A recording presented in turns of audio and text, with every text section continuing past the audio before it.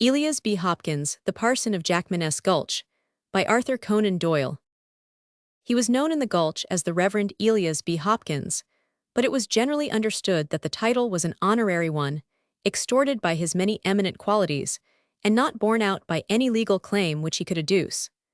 The parson was another of his sobriquets, which was sufficiently distinctive in a land where the flock was scattered and the shepherds few. To do him justice, he never pretended to have received any preliminary training for the ministry, or any orthodox qualification to practice it. "We're all working in the claim of the Lord," he remarked one day, "and it don't matter a cent whether we're hired for the job or whether we waltzes in on our own account."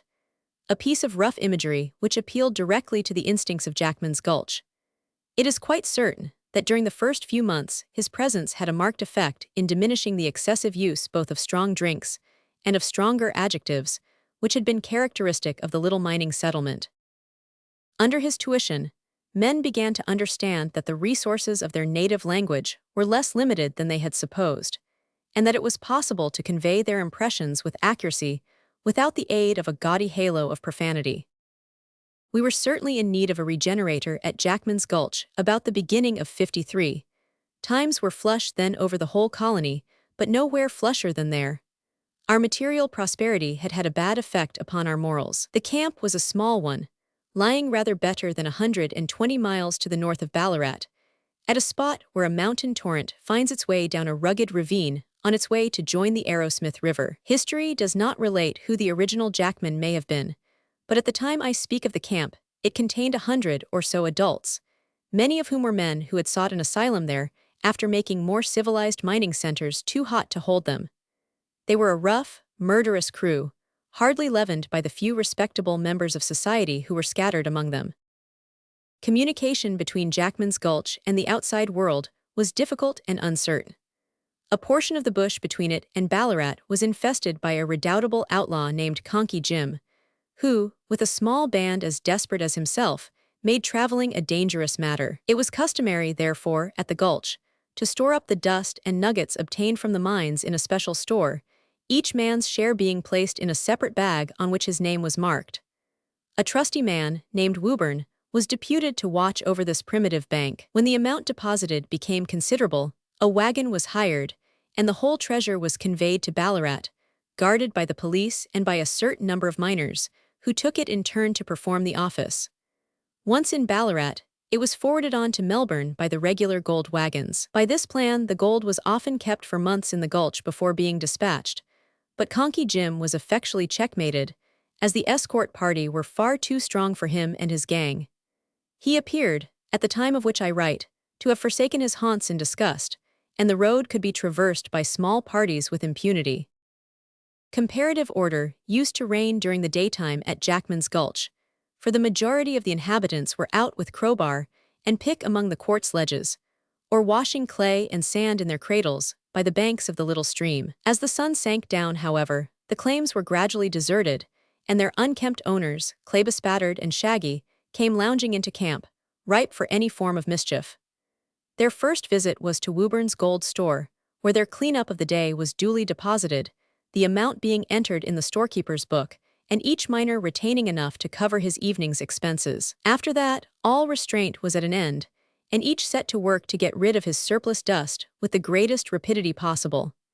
The focus of dissipation was the rough bar, formed by a couple of hogsheads spanned by planks, which was dignified by the name of the Britannia Drinking Saloon. Here Nat Adams, the burly barkeeper, dispensed bad whiskey at the rate of 2 shillings a noggin, or a guinea a bottle, while his brother Ben acted as croupier in a rude wooden shanty behind, which had been converted into a gambling hell, and was crowded every night. There had been a third brother, but an unfortunate misunderstanding with a customer had shortened his existence. He was too soft to live long, his brother Nathaniel feelingly observed on the occasion of his funeral. "Many's the time I've said to him, if you're arguin' a pint with a stranger, you should always draw first, then argue, and then shoot if you judge that he's on the shoot." Bill was too perlite. He must needs argue first and draw after, when he might just as well have kivered his man before talkin' it over with him.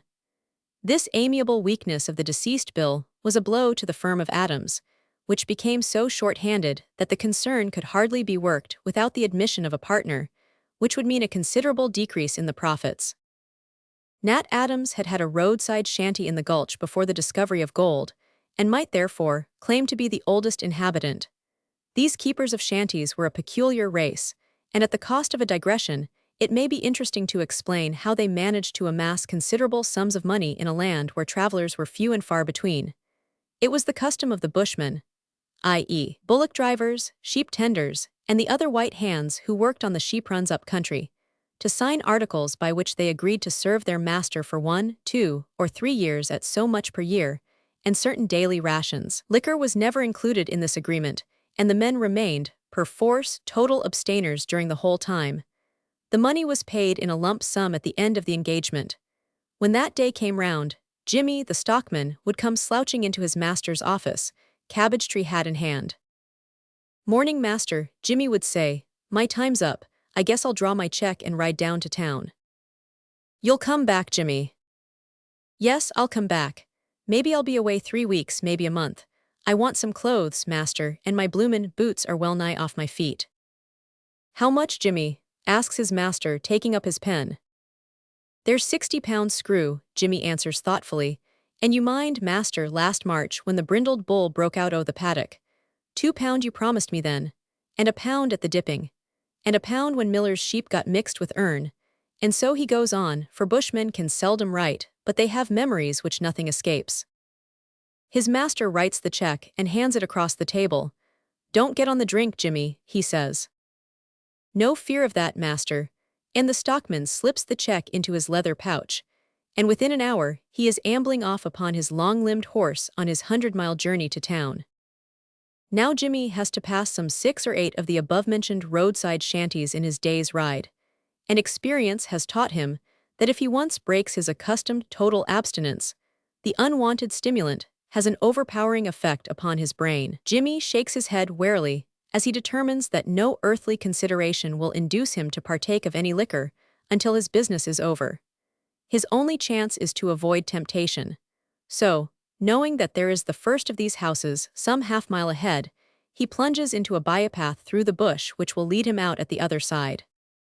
Jimmy is riding resolutely along this narrow path, congratulating himself upon a danger escaped, when he becomes aware of a sunburned, black-bearded man who is leaning unconcernedly against a tree beside the track. This is none other than the shanty keeper, who, having observed Jimmy's maneuver in the distance, has taken a short cut through the bush in order to intercept him.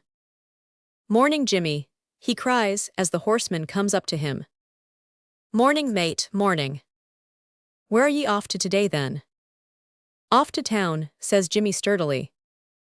"No, now are you, though. You'll have bully times down there for a bit. Come round and have a drink at my place, just by way of luck." "No," says Jimmy, "I don't want a drink. Just a little damp." "I tell ye I don't want one," says the stockman angrily.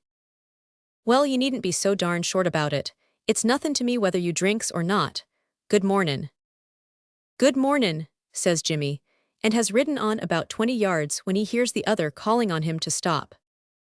"See here, Jimmy," he says, overtaking him again. "If you'll do me a kindness when you're up in town, I'd be obliged." "What is it?" "It's a letter, Jim, as I once posted. It's an important one, too, and I wouldn't trust it with everyone, but I knows you, and if you'll take charge on it, it'll be a powerful weight off my mind." "Give it here," Jimmy says laconically. "I hain't got it here, it's round in my caboose. Come round for it with me, it ain't more'n 1/4 of a mile." Jimmy consents reluctantly. When they reach the tumble-down hut, the keeper asks him cheerily to dismount and to come in. "Give me the letter," says Jimmy. "It ain't altogether wrote yet, but you sit down here for a minute and it'll be right." And so the stockman is beguiled into the shanty. At last the letter is ready and handed over. "Now, Jimmy," says the keeper, "one drink at my expense before you go." "Not a taste," says Jimmy. "Oh, that's it, is it?" the other says in an aggrieved tone. "You're too damned proud to drink with a poor cove like me. Here, give us back that letter. I'm cursed if I'll accept a favor from a man who's too almighty big to have a drink with me." "Well, well, mate, don't turn rusty," says Jim. "Give us one drink and I'm off." The keeper pours out about half a pannikin of raw rum and hands it to the bushman. The moment he smells the old familiar smell, his longing for it returns, and he swigs it off at a gulp. His eyes shine more brightly and his face becomes flushed. The keeper watches him narrowly. "You can go now, Jim," he says. "Steady, mate, steady," says the bushman. "I'm as good a man as you. If you stand a drink I can stand one too, I suppose." So the pannikin is replenished, and Jimmy's eyes shine brighter still. "Now, Jimmy, one last drink for the good of the house," says the keeper, "and then it's time you were off." The stockman has a third gulp from the pannikin, and with it all his scruples and good resolutions vanish forever. "Look here," he says somewhat huskily, taking his check out of his pouch. "You take this, mate. Whoever comes along this road, ask 'em what they'll have and tell them it's my shout. Let me know when the money's done." So Jimmy abandons the idea of ever getting to town, and for 3 weeks or a month, he lies about the shanty in a state of extreme drunkenness, and reduces every wayfarer upon the road to the same condition. At last, one fine morning, the keeper comes to him. "The coin's done, Jimmy," he says. "It's about time you made some more." So Jimmy has a good wash to sober him, straps his blanket and his billy to his back, and rides off through the bush to the sheep run, where he has another year of sobriety, terminating in another month of intoxication.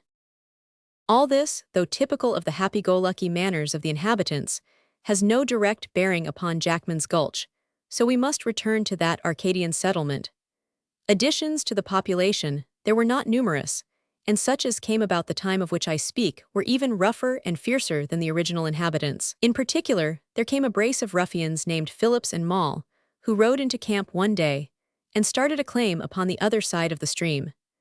They outgulched the gulch in the virulence and fluency of their blasphemy, in the truculence of their speech and manner, and in their reckless disregard of all social laws. They claimed to have come from Bendigo, and there were some amongst us who wished that the redoubted Conky Jim was on the track once more, as long as he would close it to such visitors as these.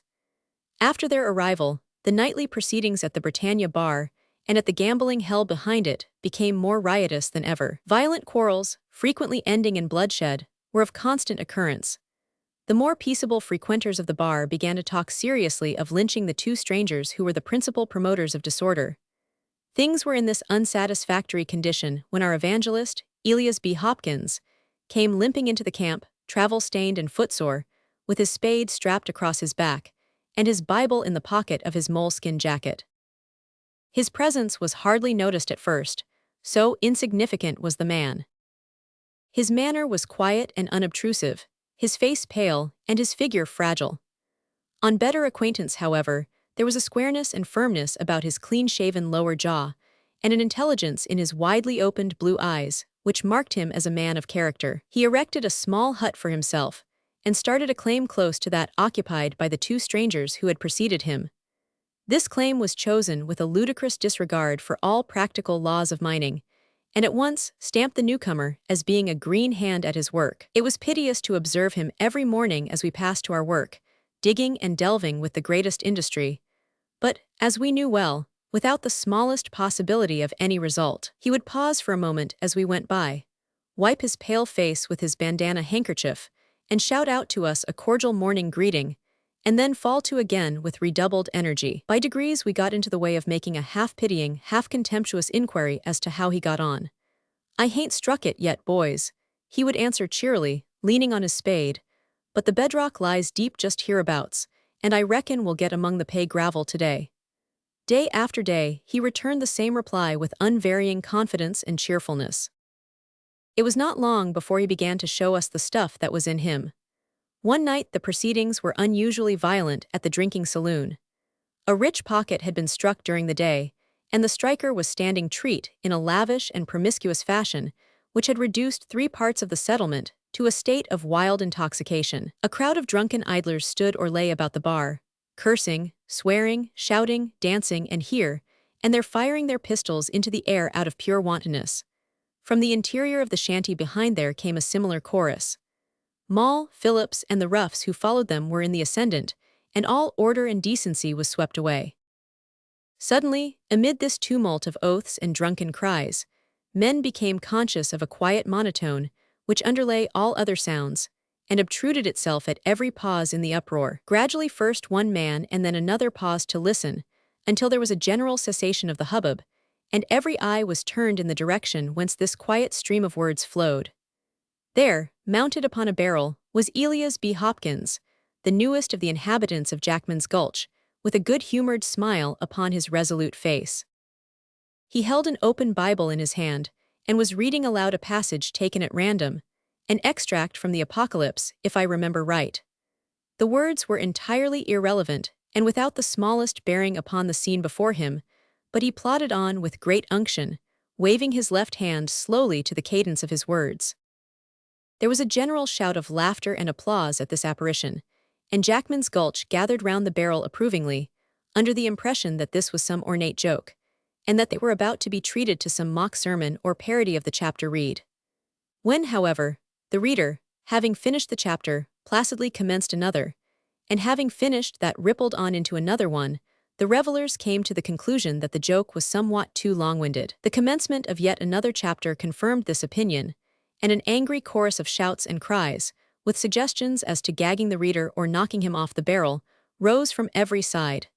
In spite of roars and hoots, however, Elias B. Hopkins plodded away at the Apocalypse with the same serene countenance, looking as ineffably contented as though the babel around him were the most gratifying applause.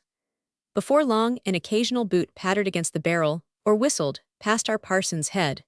But here some of the more orderly of the inhabitants interfered in favor of peace and order, aided curiously enough by the aforementioned Maul and Phillips, who warmly espoused the cause of the little scripture reader. "The little cuss has got grit in him," the latter explained, rearing his bulky red-shirted form between the crowd and the object of its anger. "His ways ain't our ways, and we're all welcome to our opinions, and to sling them round from barrels or otherwise if so minded. What I says and Bill says is, that when it comes to slingin' boots instead o' words it's too steep by half, and if this man's wronged we'll chip in and see him righted." This oratorical effort had the effect of checking the more active signs of disapproval, and the party of disorder attempted to settle down once more to their carouse, and to ignore the shower of scripture which was poured upon them. The attempt was hopeless. The drunken portion fell asleep under the drowsy refrain, and the others, with many a sullen glance at the imperturbable reader, slouched off to their huts, leaving him still perched upon the barrel. Finding himself alone with the more orderly of the spectators, the little man rose, closed his book, after methodically marking with a lead pencil the exact spot at which he stopped, and descended from his perch. "Tomorrow night, boys," he remarked in his quiet voice, "the reading will commence at the 9th verse of the 15th chapter of the Apocalypse." With which piece of information, disregarding our congratulations, he walked away with the air of a man who has performed an obvious duty. We found that his parting words were no empty threat. Hardly had the crowd begun to assemble next night before he appeared once more upon the barrel and began to read with the same monotonous vigor, tripping over words, muddling up sentences, but still boring along through chapter after chapter. Laughter, threats, chaff, every weapon short of actual violence was used to deter him, but all with the same want of success. Soon it was found that there was a method in his proceedings. When silence reigned, or when the conversation was of an innocent nature, the reading ceased. A single word of blasphemy, however, set it going again, and it would ramble on for a quarter of an hour or so, when it stopped, only to be renewed upon similar provocation. The reading was pretty continuous during that second night, for the language of the opposition was still considerably free. At least it was an improvement upon the night before. For more than a month Elias B. Hopkins carried on this campaign. There he would sit, night after night, with the open book upon his knee, and at the slightest provocation off he would go, like a musical box when the spring is touched. The monotonous drawl became unendurable, but it could only be avoided by conforming to the parson's code. A chronic swearer came to be looked upon with disfavor by the community, since the punishment of his transgression fell upon all. At the end of a fortnight, the reader was silent more than half the time, and at the end of the month, his position was a sinecure. Never was a moral revolution brought about more rapidly and more completely. Our parson carried his principle into private life. I have seen him, on hearing an unguarded word from some worker in the gulches, rush across, Bible in hand, and perching himself upon the heap of red clay which surmounted the offender's claim, drawl through the genealogical tree at the commencement of the New Testament in a most earnest and impressive manner, as though it were especially appropriate to the occasion. In time, an oath became a rare thing amongst us. Drunkenness was on the wane too. Casual travelers passing through the gulch used to marvel at our state of grace, and rumors of it went as far as Ballarat, and excited much comment therein. There were points about our evangelist which made him especially fitted for the work which he had undertaken. A man entirely without redeeming vices would have had no common basis on which to work, and no means of gaining the sympathy of his flock. As we came to know Elias B. Hopkins better, we discovered that in spite of his piety there was a leaven of old Adam in him, and that he had certainly known unregenerate days. He was no teetotaler. On the contrary, he could choose his liquor with discrimination, and lower it in an able manner. He played a masterly hand at poker, and there were few who could touch him at cutthroat euchre. He and the two ex-ruffians, Phillips and Mall, used to play for hours in perfect harmony, except when the fall of the cards elicited an oath from one of his companions. At the first of these offenses, the parson would put on a pained smile and gaze reproachfully at the culprit. At the second he would reach for his Bible, and the game was over for the evening.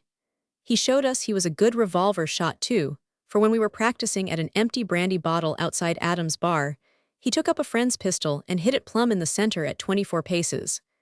There were few things he took up that he could not make a show at apparently, except gold digging, and at that he was the veriest duffer alive. It was pitiful to see the little canvas bag, with his name printed across it, lying placid and empty upon the shelf at Wooburn's store, while all the other bags were increasing daily, and some had assumed quite a portly rotundity of form, for the weeks were slipping by, and it was almost time for the gold train to start off for Ballarat. We reckoned that the amount which we had stored at the time represented the greatest sum which had ever been taken by a single convoy out of Jackmans Gulch. Although Elias B. Hopkins appeared to derive a certain quiet satisfaction from the wonderful change which he had effected in the camp, his joy was not yet rounded and complete. There was one thing for which he still yearned. He opened his heart to us about it one evening. "We'd have a blessing on the camp, boys," he said, "if we only had a service some sort on the Lord's Day. It's a temptin' Providence to go on in this way without talkin' any notice of it, except that maybe there's more whiskey drunk and more card playin' than on any other day." "We hain't got no parson," objected one of the crowd. "Ye fool," growled another, "hain't we got a man as is worth any 3 parsons, and can splash texts around like clay out o' a cradle? What more do you want?" "We hain't got no church," urged the same dissentient. "Have it in the open air," one suggested. "Or in Wooburn's store," said another. "Or in Adam's saloon."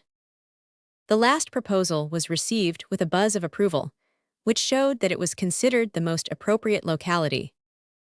Adam's saloon was a substantial wooden building in the rear of the bar, which was used partly for storing liquor and partly for a gambling saloon. It was strongly built of rough-hewn logs, the proprietor rightly judging, in the unregenerate days of Jackmans Gulch, that hogsheads of brandy and rum were commodities which had best be secured under lock and key. A strong door opened into each end of the saloon, and the interior was spacious enough, when the table and lumber were cleared away, to accommodate the whole population. The spirit barrels were heaped together at one end by their owner, so as to make a very fair imitation of a pulpit. At first the Gulch took but a mild interest in the proceedings, but when it became known that Elias B. Hopkins intended, after reading the service, to address the audience, the settlement began to warm up to the occasion. A real sermon was a novelty to all of them, and one coming from their own parson was additionally so. Rumor announced that it would be interspersed with local hits, and that the moral would be pointed by pungent personalities. Men began to fear that they would be unable to gain seats, and many applications were made to the brothers Adams. It was only when conclusively shown that the saloon could contain them all with a margin that the camp settled down into calm expectancy. It was as well that the building was of such a size, for the assembly upon the Sunday morning was the largest which had ever occurred in the annals of Jackmans Gulch.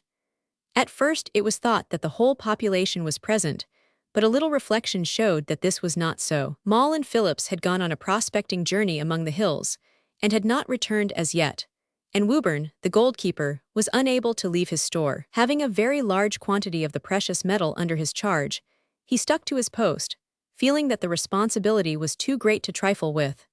With these 3 exceptions, the whole of the Gulch, with clean red shirts, and such other additions to their toilet as the occasion demanded, sauntered in a straggling line along the clayey pathway which led up to the saloon. The interior of the building had been provided with rough benches, and the parson, with his quiet, good-humored smile, was standing at the door to welcome them. "Good morning, boys," he cried cheerily as each group came lounging up. Pass in, pass in. You'll find this is as good a morning's work as any you've done. Leave your pistols in this barrel outside the door as you pass. You can pick them out as you come out again, but it isn't the thing to carry weapons into the house of peace." His request was good-humoredly complied with, and before the last of the congregation filed in, there was a strange assortment of knives and firearms in this depository. When all had assembled, the doors were shut, and the service began, the first and the last which was ever performed at Jackmans Gulch. The weather was sultry and the room close, yet the miners listened with exemplary patience. There was a sense of novelty in the situation which had its attractions.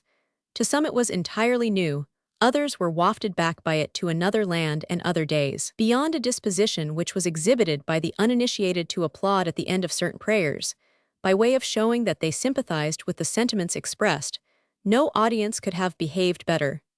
There was a murmur of interest, however, when Elias B. Hopkins, looking down on the congregation from his rostrum of casks, began his address. He had attired himself with care in honor of the occasion.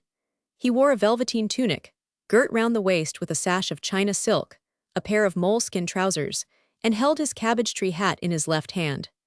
He began speaking in a low tone, and it was noticed at the time that he frequently glanced through the small aperture which served for a window which was placed above the heads of those who sat beneath him. "I've put you straight now," he said, in the course of his address. "I've got you in the right rut if you will but stick in it." Here he looked very hard out of the window for some seconds. "You've learned soberness and industry, and with those things you can always make up any loss you may sustain. I guess there isn't one of ye that won't remember my visit to this camp." He paused for a moment, and 3 revolver shots rang out upon the quiet summer air. "Keep your seats, damn ye," roared our preacher as his audience rose in excitement. "If a man of ye moves down he goes. The door's locked on the outside, so ye can't get out anyhow. Your seats, ye canting, chuckle-headed fools. Down with ye, ye dogs, or I'll fire among ye." Astonishment and fear brought us back into our seats, and we sat staring blankly at our pastor and each other. Elias B. Hopkins, whose whole face and even figure appeared to have undergone an extraordinary alteration, looked fiercely down on us from his commanding position, with a contemptuous smile on his stern face. "I have your lives in my hands," he remarked, and we noticed as he spoke that he held a heavy revolver in his hand and that the butt of another one protruded from his sash. "I am armed and you are not. If one of you moves or speaks he is a dead man. If not, I shall not harm you. You must wait here for an hour. Why, you fools," this with a hiss of contempt which rang in our ears for many a long day, "do you know who it is that has stuck you up? Do you know who it is that has been playing it upon you for months as a parson and a saint? Conky Jim, the bushranger, ye apes. And Phillips and Moll were my 2 right-hand men. They're off into the hills with your gold. Ha, would ye?" This to some restive member of the audience, who quieted down instantly before the fierce eye and the ready weapon of the bushranger. "In an hour they will be clear of any pursuit, and I advise you to make the best of it and not to follow, or you may lose more than your money. My horse is tethered outside this door behind me. When the time is up I shall pass through it, lock it on the outside, and be off. Then you may break your way out as best you can. I have no more to say to you, except that ye are the most cursed set of asses that ever trod in boot leather." We had time to endorse mentally this outspoken opinion during the long 60 minutes which followed. We were powerless before the resolute desperado. It is true that if we made a simultaneous rush, we might bear him down at the cost of 8 or 10 of our number. But how could such a rush be organized without speaking, and who would attempt it without a previous agreement that he would be supported? There was nothing for it but submission. It seemed 3 hours at the least before the ranger snapped up his watch, stepped down from the barrel, walked backwards, still covering us with his weapon, to the door behind him, and then passed rapidly through it. We heard the creaking of the rusty lock and the clatter of his horse's hoofs as he galloped away. It has been remarked that an oath had, for the last few weeks, been a rare thing in the camp. We made up for our temporary abstention during the next half-hour. Never was heard such symmetrical and heartfelt blasphemy. When at last we succeeded in getting the door off its hinges, all sight of both rangers and treasure had disappeared, nor have we ever caught sight of either the one or the other since. Poor Woburn, true to his trust, lay shot through the head across the threshold of his empty store. The villains, Maul and Phillips, had descended upon the camp the instant that we had been enticed into the trap, murdered the keeper, loaded up a small cart with the booty, and got safe away to some wild fastness among the mountains, where they were joined by their wily leader. Jackmans Gulch recovered from this blow, and is now a flourishing township. Social reformers are not in request there, however, and morality is at a discount. It is said that an inquest has been held lately upon an unoffending stranger who chanced to remark that in so large a place it would be advisable to have some form of Sunday service. The memory of their one and only pastor is still green among the inhabitants, and will be for many a long year to come.